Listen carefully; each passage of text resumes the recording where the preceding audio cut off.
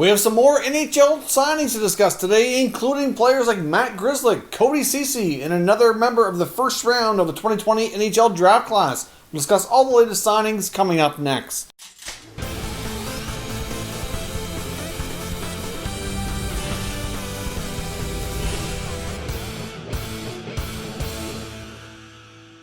So welcome back to another video here at Top Shelf Hockey. Now, as I mentioned, we have some more NHL signings to discuss here today. We have a combination of RFAs, UFAs, and brand new players signing their ELCs, which we'll kick things off with here. The St. Louis Blues have come to terms with their first round selection from the 2020 NHL Draft, Jake Neighbours. So he signs his 3-year ELC. Pretty standard rookie contract here for Neighbours. Of course, he's likely going to be at least a couple of years before his NHL opportunity. But clearly the Blues are excited to get him signed and under contract to be officially part of their organization. Of course, it's hard to say yet exactly where he plays this upcoming season. It really boils down to how a lot of the minor and junior league kind of get going here. There's certainly lots of question marks around how that's going to work. Now, in other NHL signings, we saw the Boston Bruins come to terms with restricted free agent defenseman Matt Grzelcyk. Grzelcyk signs a 4-year deal of $3.68 million. So obviously this is a pretty long-term contract, a fairly solid deal for Grzelcyk and the Bruins. After losing Torrey Krug, obviously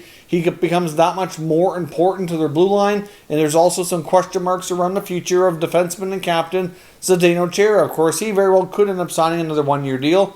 But it's not really clear yet what his intentions are, and his agent have said that they're kind of weighing out all options, and we really don't know what the future holds for Chara. So if you minus him off the blue line along with Krug, that's some major losses back there. So it's like I said, it's going to make a player like Grzelcyk that much more important, and they can afford to pay him a little bit more. So a 4-year deal makes sense for Grizz. I think it's a good contract. Grzelcyk, along with other younger blue liners like Carlo and McAvoy, are going to become that much more important to this Boston Bruins team. We already know they're likely starting the season with Pastrnak and Marchand on injury reserve, or at least good chance depending on when the season starts. So this Boston Bruins team, like I mentioned before, could look very different, and it could certainly have a whole different feel to it when next season finally gets underway.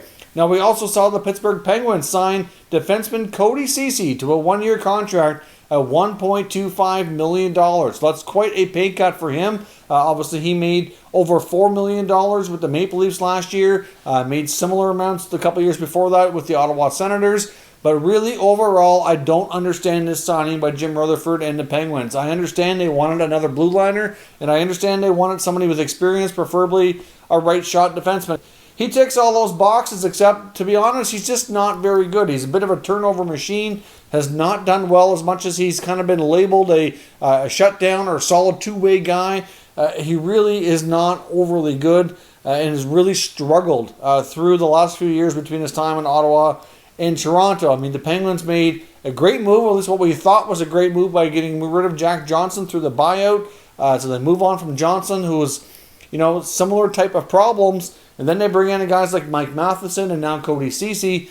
And it's like they've taken one step forward, but then taken 2 steps back. I'm not sure why this signing was necessary by Rutherford. There's plenty of other defensemen who probably could have even signed for a little bit less even, that was probably going to be just as effective, if not more so. So I don't get it. I know Cody Ceci coming to junior with a lot of potential. Was a local boy from Ottawa, playing for the 67s, got drafted by the Senators, worked his way up through the Ottawa region there, and really came into the NHL on with a lot of potential. He didn't spend much time in the American Hockey League, really exploded onto the scene in his first even year or two in Ottawa. Things were going really, really well for him, but then he just kind of plateaued really early and just kind of stopped getting better, got put into some different roles. The offense slowed down, so he was kind of forced to play some different kind of minutes, and it just has not worked out.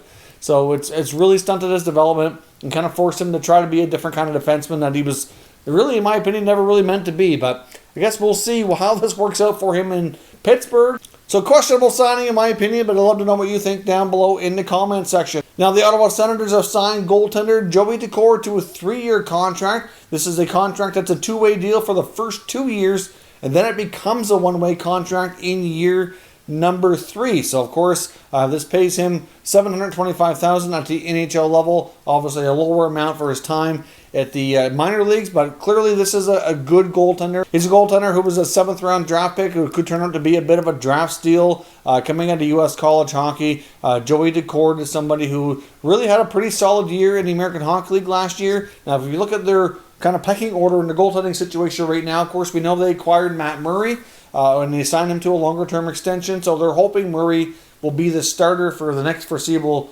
number of years here under that new deal. The health of Anders Nilsson is very much questionable. They've indicated that he is still experiencing some concussion-like symptoms. Certainly a major question mark if he's even going to be able to play this year. He's got 1 year left on his contract, and I think at this point they're kind of leaning towards the likelihood that he will not be able to play and probably is going to end up on injury reserve. So the backup goaltender likely is going to be Marcus Högberg, who was their backup goalie for a big chunk of last season and actually did relatively well. I mean, if you look at his one-loss record, it wasn't great, but Högberg actually lost a lot of games that were extremely close, like 1-goal deals, that the Senators just could not have the offense to get him over the hump and get him that run support he needed to have a better chance to win. But I thought as a goalie, and I've seen him play quite a bit, that he actually was pretty good, and I think he could be a decent NHL backup goaltender.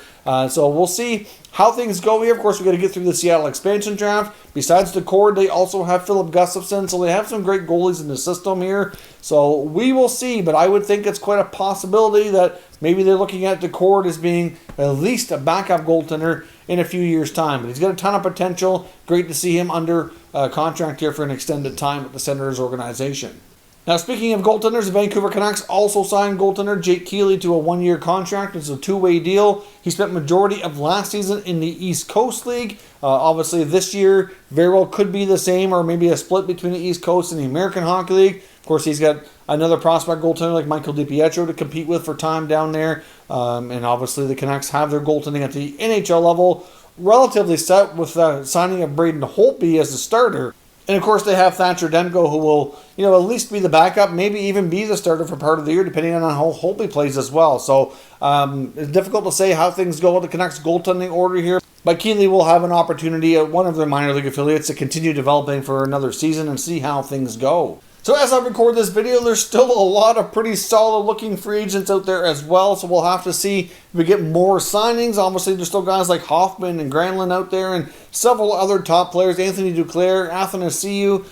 There's many more as well. So hopefully we get some more players signed here in the coming days so we kind of decide where they're heading, what the rosters are going to look like, so we can kind of start planning ahead for season previews. We're going to be doing some prospect videos as well around prospect pools and things like that. So stay tuned. We have a few more series coming up throughout the remainder of this NHL offseason. If you're new to this channel, consider subscribing and turning on your notifications so you don't miss any future content. And give this video a thumbs up if you enjoyed it. I'd appreciate it if you did.